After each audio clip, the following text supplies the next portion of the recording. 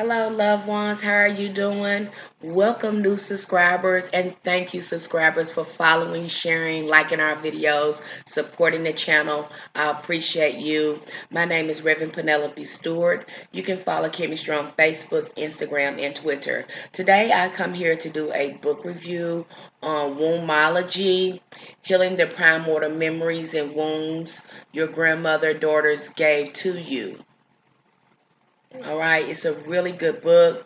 It gives you step-by-step directions on helping you heal your womb. And this is not just for women, this is for men as well, because that transgenerational trauma is passed down. Whatever your ancestors went through, any burdens, any trauma, any significant life event, it is passed on to us from our mother. Okay, I wrote down some notes that I want to go over before I go into the book review.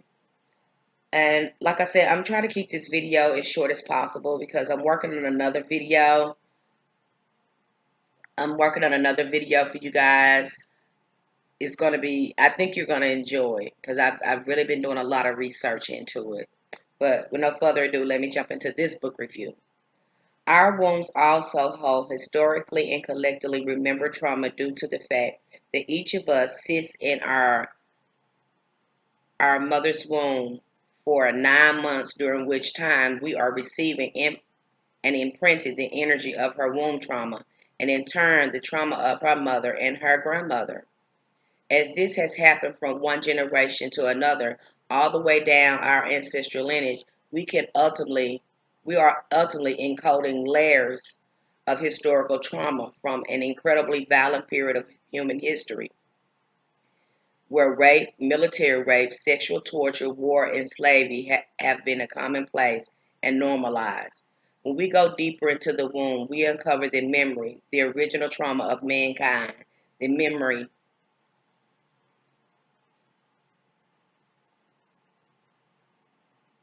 We go deeper into the womb and we uncover the memory of the original trauma of mankind, the memory of being uprooted from our rightful, sovereign, and abundant relationship to earth and each other.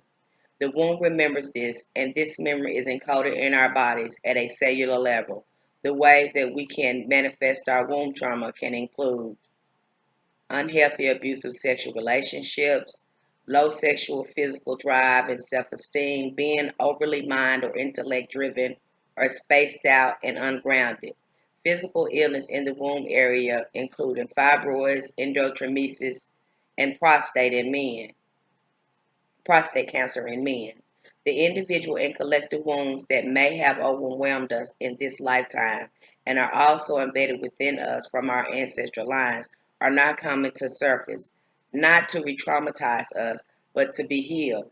We can harness the power of our hearts and higher selves to bring ourselves the deep love and wisdom that is needed to heal our deepest wounds. The individual and collective wounds that may have overwhelmed us in this lifetime and are also embedded within us from our ancestral lines are not coming to surface.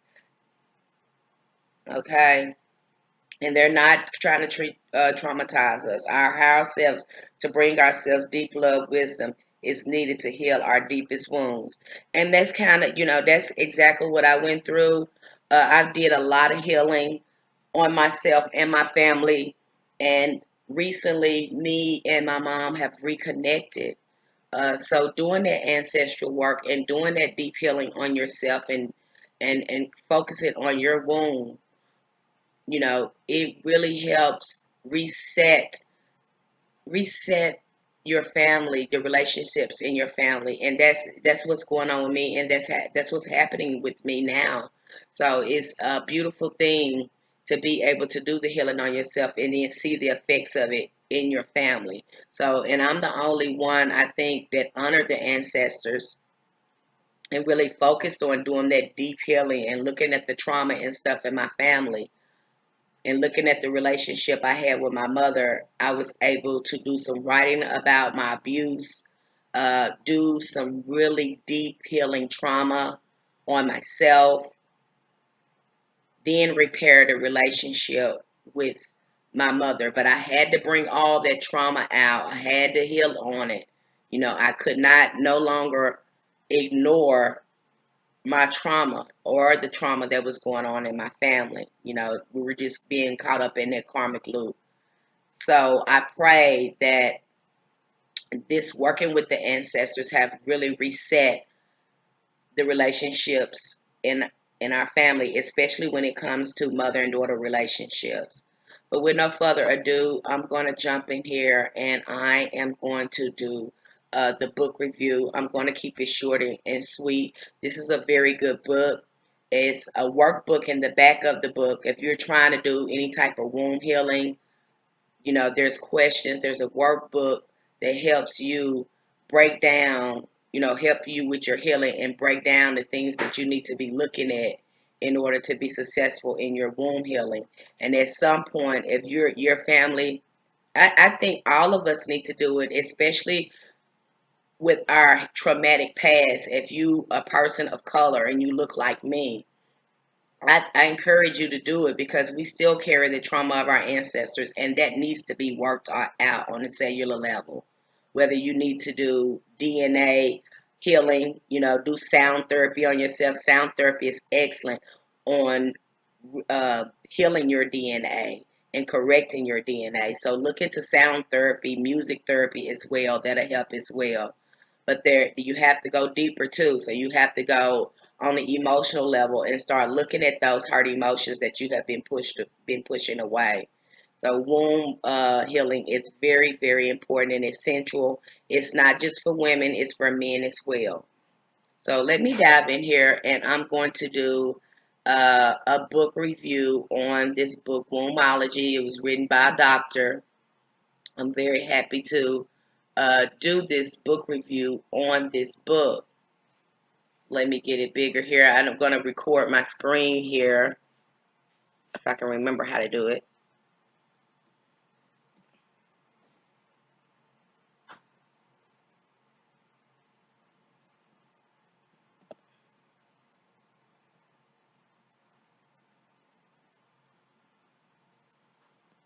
Okay, here we go.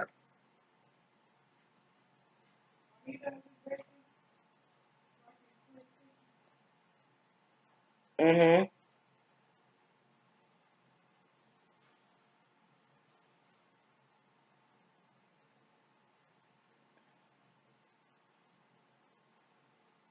Okay, here we go. Now, we're now looking at this book called Wombology. It's by C.J. Johnson. It looks like it's a psychologist. This is a very good book, like I explained. I'm only going to go over a few pages in this book. Like I said, I'm working on another excellent video for you guys that's really going to bring a lot of knowledge. It's probably going to shift your paradigm in this next video. But for now, we're going to stick to wombology. And this book, like I said, is called Wombology, Healing the Primordial Memories and Wounds of Your Younger Grandmother's Daughter, healing healing the primordial memories and wounds your grandmother's daughter gave to you. Okay, I finally got it out, you guys. Like I said, this is an excellent book. I like it. So let's go to the first page I've highlighted in the book. It says, I've written this book to acknowledge and validate the unnamed, unclaimed pain from the first environment to help heal those deep wounds received in the womb. Too often, primordial wounds and memories become generational curses, pain, and confusion that need to be explored, not continue inadvertently. Many Native American Indians believe that we each are responsible for 7 generations, and that's something. Like each one of us holds 7 generations of it with us.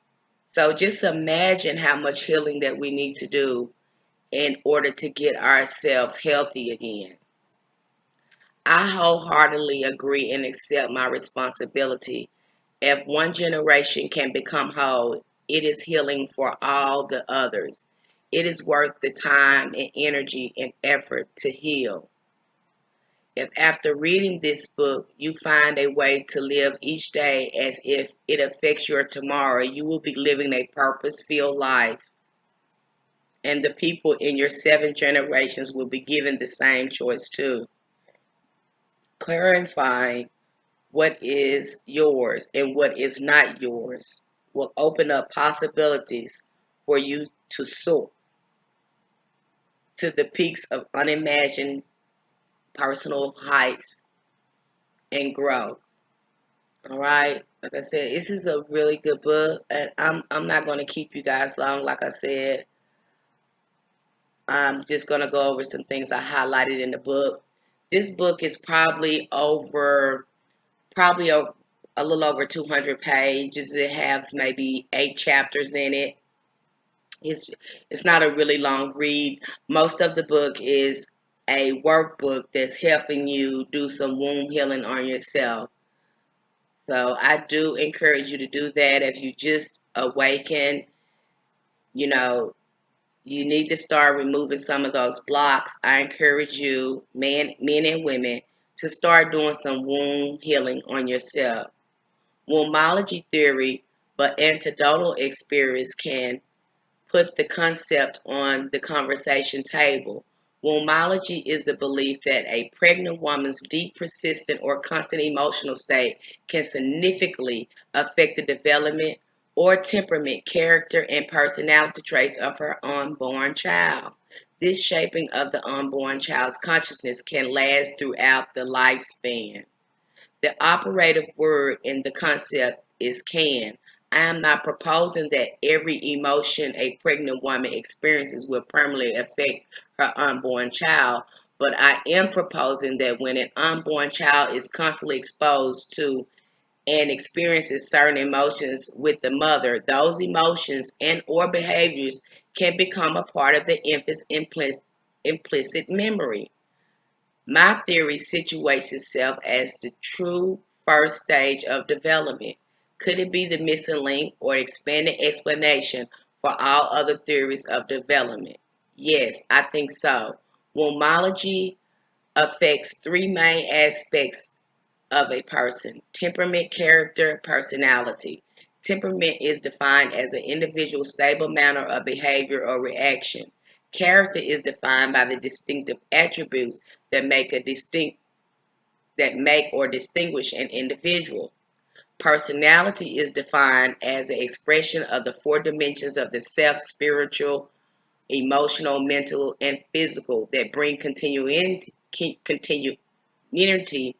can't talk, you guys, to an individual's behavior in different situations and different times.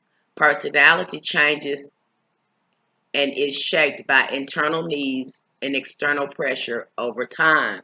Another good book to read too by Queen Afua is Sacred Woman. I gave my daughter that book for her birthday. I'm not sure if she still had it because I knew sometime in the future when she started doing her healing that she was going to need some type of guide to help her with her healing.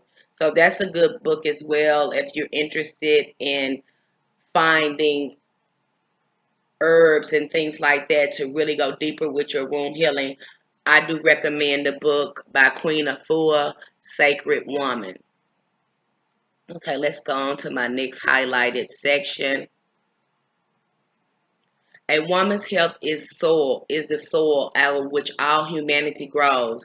Enhancing a woman's health fertilizes and replenishes the soil for everyone: men, women, children, plants, animals, and the planet itself. The mother-daughter's bond, in all its beauty, pain, and complexity, forms the very foundation of woman's state of health. This primal relationship leaves its mark on every cell of our being throughout our lives. I love that, and I cannot agree with her more. Okay, so this stuff, having these relationships and these connections with our mothers, it has a significant impact on us.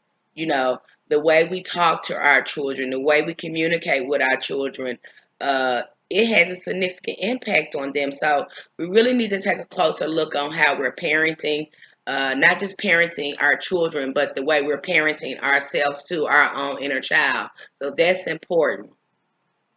Let me go on, and I'm trying not to keep you guys long. Once again, I want to make this video short and sweet. And what I like about this book too is the way they explain healing the womb. I think the only thing that I didn't like in this book, is a lot of this author's personal story is injected into the book. So I didn't like that. I just wanted to learn more about the womb and how it works.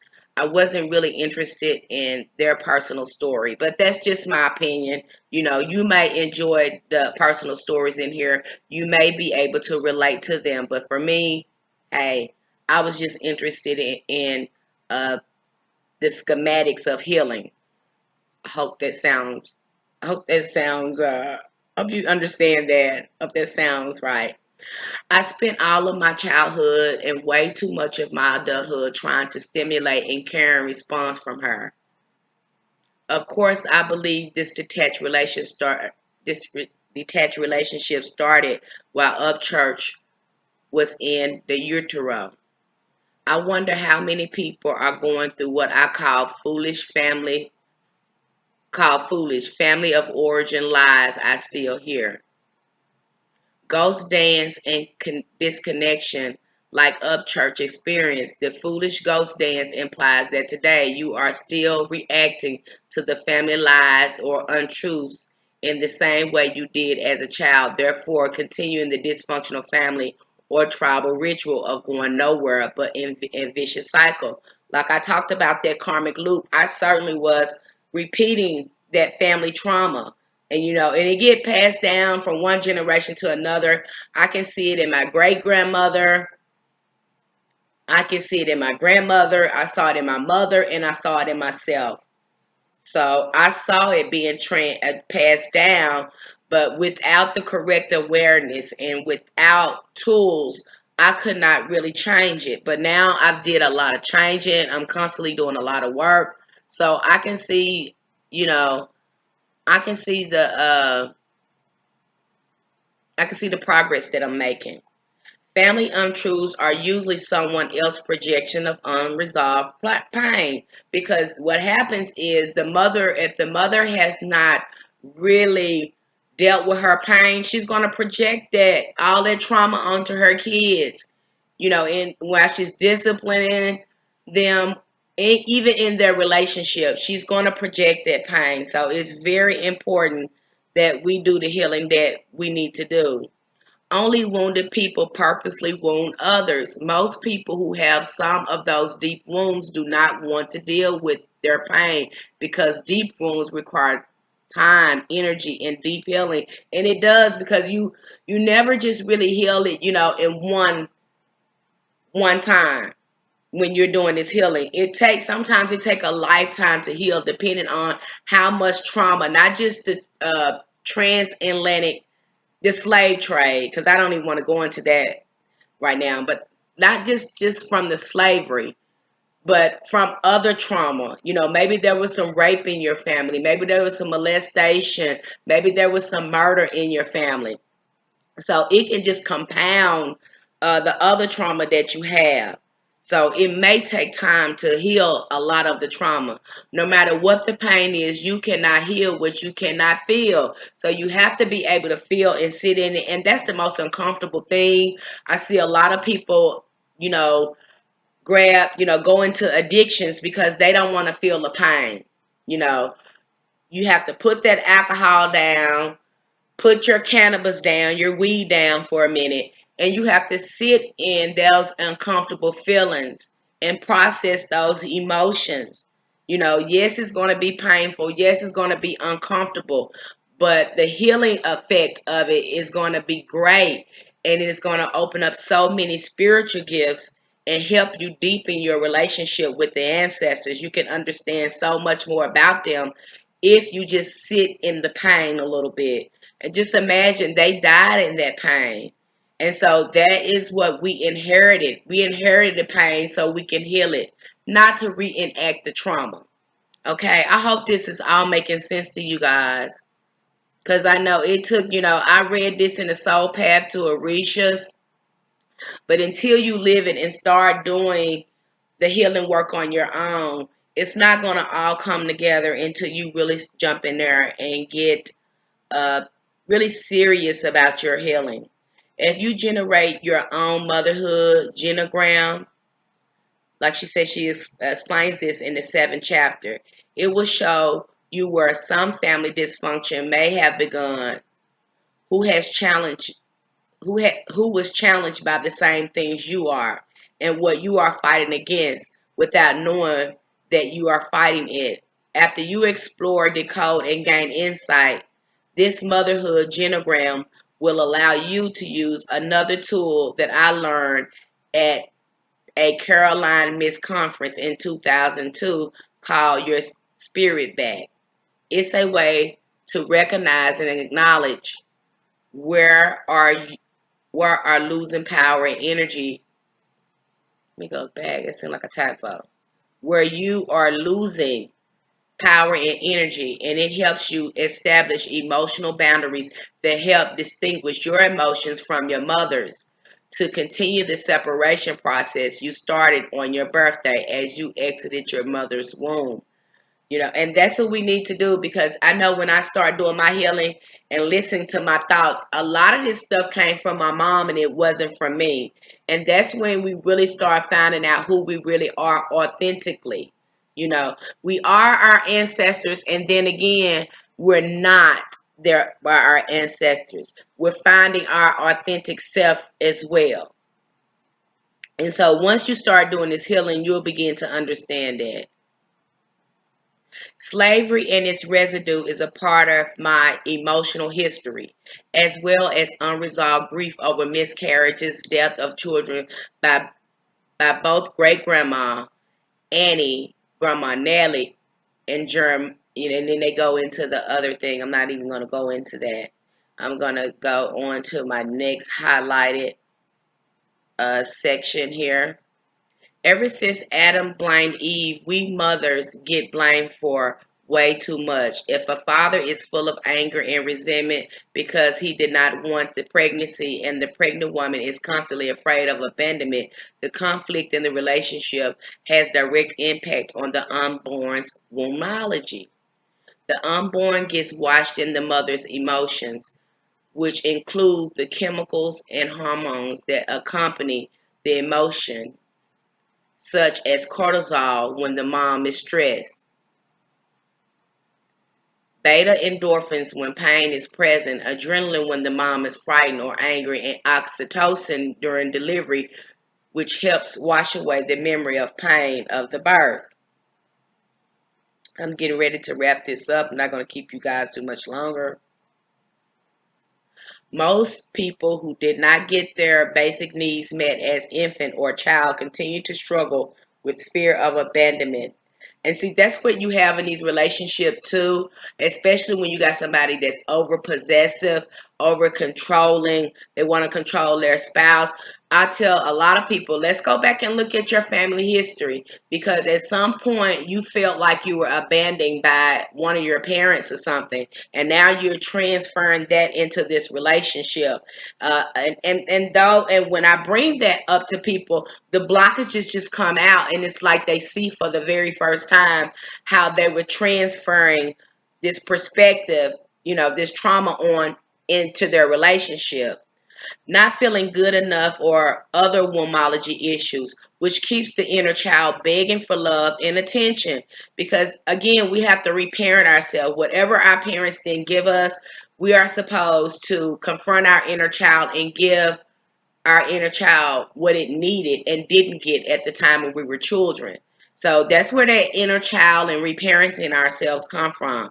Some people are unaware of their wounds. Like I said, they just don't look at it because they have always had them, even from the womb, and are therefore not looking for ways to heal their wounds.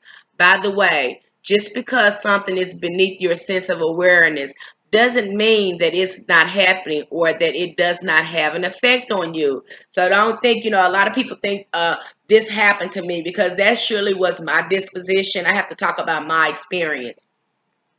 So, you know, I did not think that I was abused. But it's not until I started really looking at it for what it was. I said, yeah, that's happened to me. How do I heal? Because I wasn't able to emotionally process it because I was so young. And now that when I grew older, I was able to emotionally process it. And I'm doing a lot of healing now that I'm processing it. Moving on.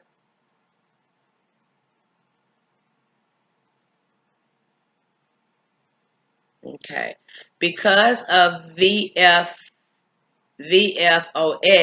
many clients have developed misguided habits and behaviors that they think are serving them well, so they protect to maintain them. Hey, some people, we're so aggressive, we're so defensive, we have this tough person attitude, and we have adopted this to protect ourselves. It's a survival mechanism.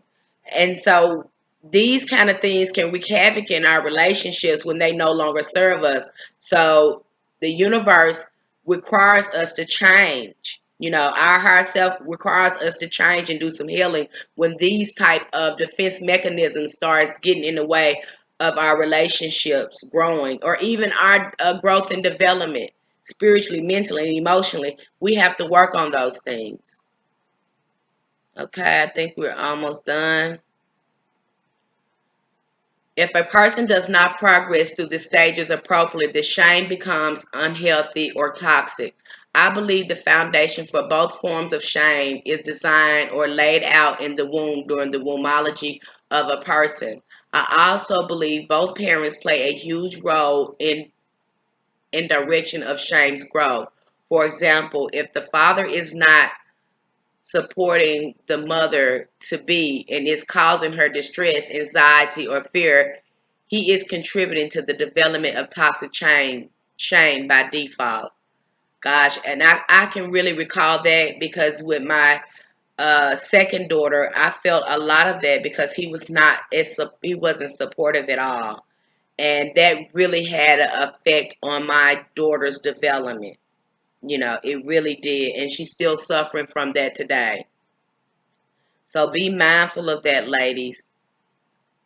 Most theorists agree that early childhood can most often will influence the whole lifespan. I am suggesting, however, that this influence begins with the womb time, not early childhood. I believe, as Erickson did, that a negative resolution or unmet need of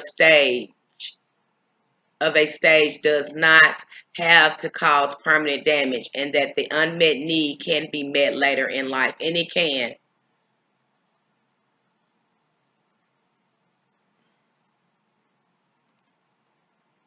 When the mother in a family system is healthy, the whole family system is healthier. You're going to see that too. I don't care how old you are. You can be 40 years old. Your children can be grown. But when you start the healing process and your behavior change, children again, they mimic our behavior, and you'll start to see your daughters, your family begin to respond to your more positive behavior, and they'll begin to adopt those behaviors. So it's never too late to heal. I don't care how old you are, because as the saying goes, when mama ain't happy, ain't nobody happy. If mother to be is unhappy, most likely the unborn will be unhappy and has to cope with being unhappy as a newborn. I'm going to wrap this up. Like, I have so much more marked in here, but I'm not going to keep you guys long. I do recommend you get the book so you can really understand how important it is to do womb healing and how the trauma affects unborn children. If you have unresolved wombology or inner child issues, you will find yourself impatient, irritated, frustrated when someone else's inner child cries out for help. Gosh, I can relate to that.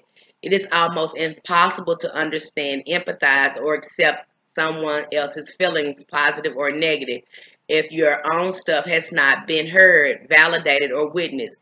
Healing your negative feelings from the past is imperative for your future and your loved ones, including those you do not even know yet. Every morning in my prayers, I pray for all my loved ones and others who will cross my path, including those I do not know yet, such a such as grandchildren, new clients, or a person I might meet at a workshop who becomes a friend. I thank you so much for being here with me today in this book review. I hope you found this book review helpful, insightful, and that you one day might consider doing some womb healing on yourself. Again, thank you. Light and love. May the ancestors be with you.